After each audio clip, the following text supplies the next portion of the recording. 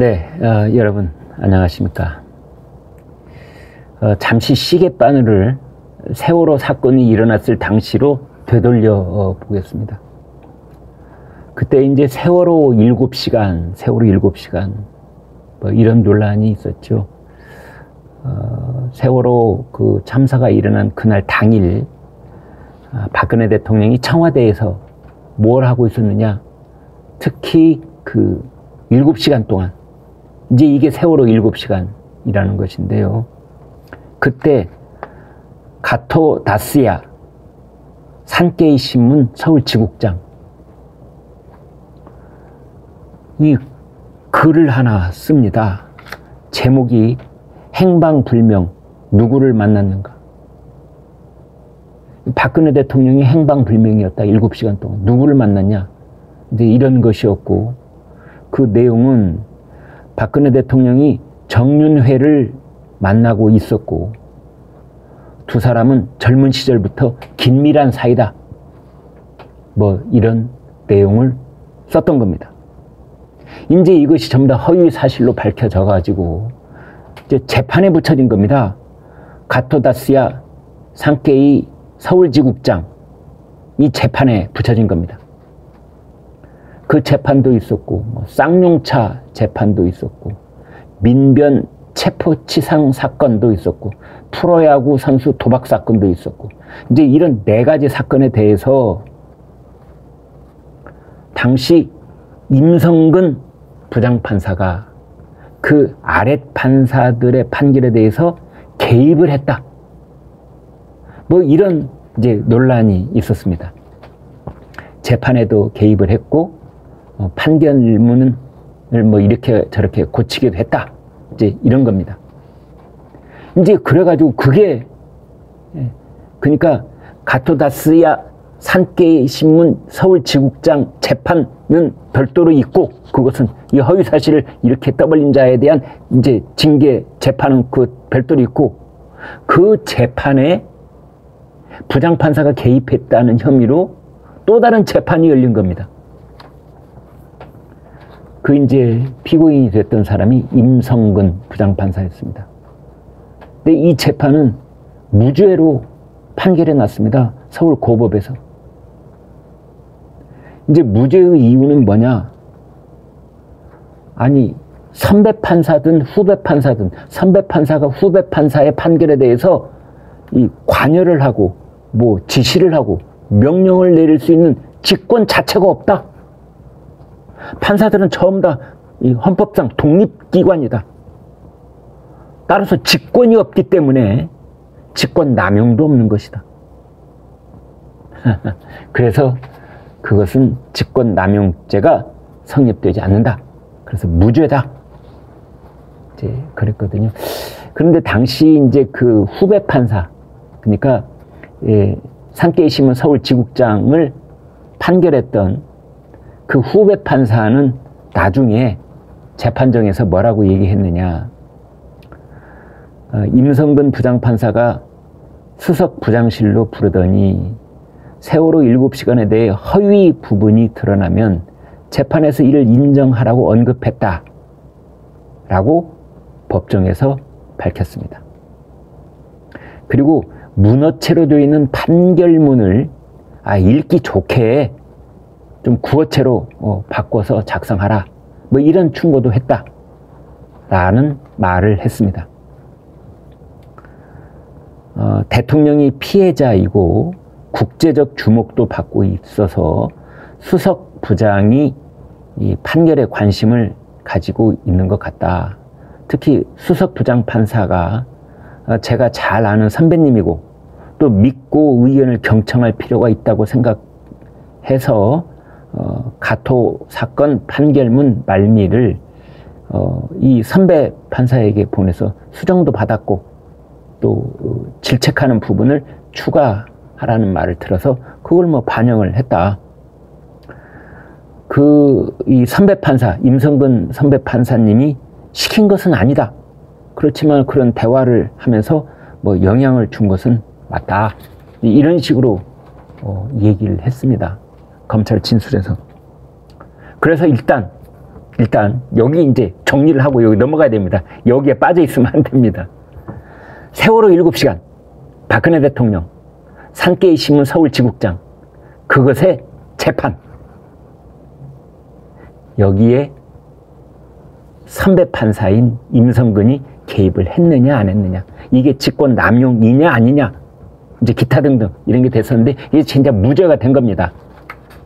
그런데 그것이 그냥 끝날 리가 없죠. 예.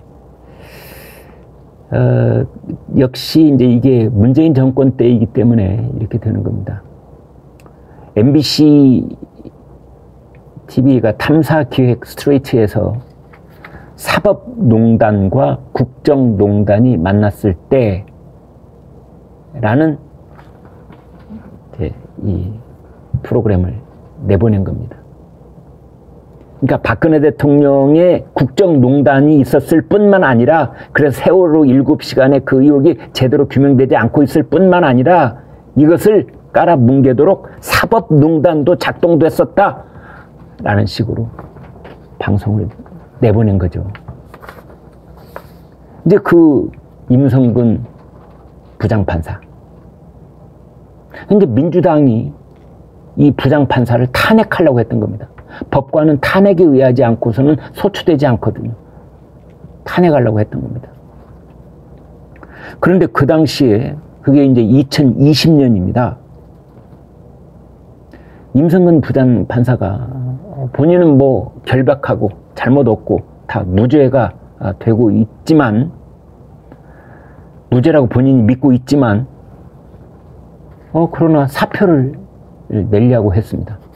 거기에 이제 더 이상 휩싸이기 있는 건 옳지 않다라고 생각을 했던 모양이죠. 그러자 김명수 대법원장이 두 사람이 만났을 때 임성근 부장판사를 딱 독대를 해가지고 김명수 대법원장이 뭐라고 했느냐, 이렇게 말했습니다. 지금 민주당이 탄핵하자고 저렇게 설치고 있는데 내가 사표를 수리했다고 하면 국회에서 무슨 이야기를 듣겠냐? 왜냐하면 판사를 탄핵을 하려면 현직이 있어야 되거든요. 사표를 내고 퇴직을 해버리면 탄핵을 할 수가 없는 겁니다.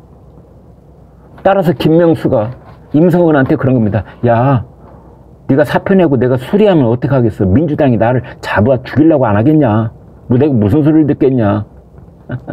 그런 취지로 얘기를 한 거죠.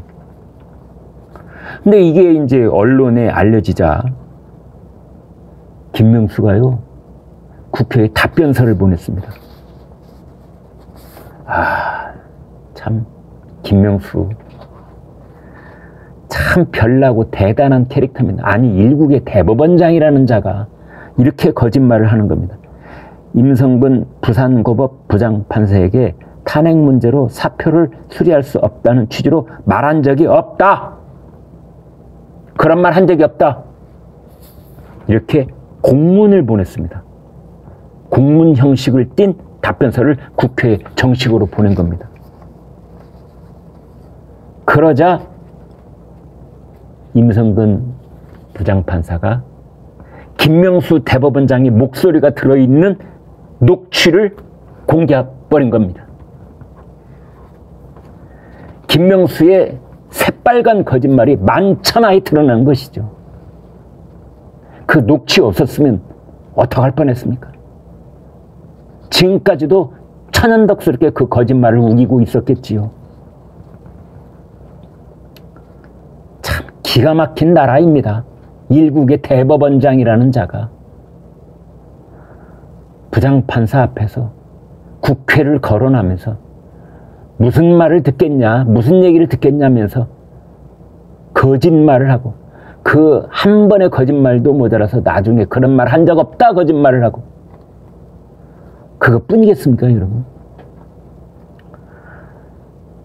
국민의힘이 김명수를 이제 직권남용, 허위 공문서 작성, 이렇게 2021년, 2년 전에 이미 고발을 했었던 겁니다.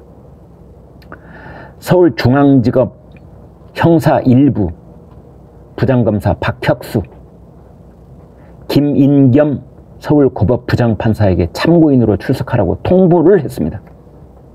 왜냐하면 이 김인겸이라는 사람이 당시 법원 행정처 차장으로 있었고 전후 사정을 제일 잘 알고 있는 사람이기 때문입니다. 그 당시에 임성근 부장판사가 사표를 들고 가서 이 대법원장한테 직접 이렇게 딱 내는 것이 아니라 바로 법원 행정처 차장한테 내는 겁니다. 김 차장, 자, 이거 내 사표 가지고 왔으니 이거 대법원장께 드려. 이렇게. 김인겸 부장판사 올해 초에도 검찰 출석 통보를 받았지만 응하지 않았습니다.